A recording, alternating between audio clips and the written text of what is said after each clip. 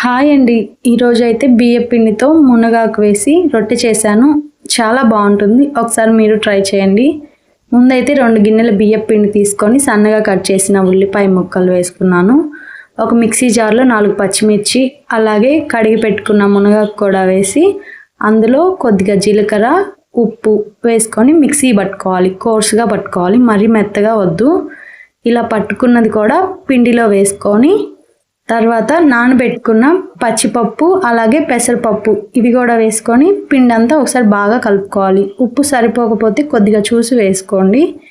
ఇలా కొద్దిగా వాటర్ వేసుకొని మనం పిండిని అయితే ముద్దలా చేసుకోవాలి. ఇది ఒక 2-3 గంటలు నానబెట్టుకుంటే పిండి రొట్టె చాలా రుచిగా ఉంటుంది.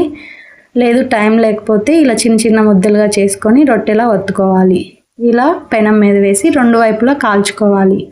అంతే అండి, చాలా టేస్టీగా ఉంటుంది. అదిగాక మునగాకు చాలా ఆరోగ్యానికి మంచిది.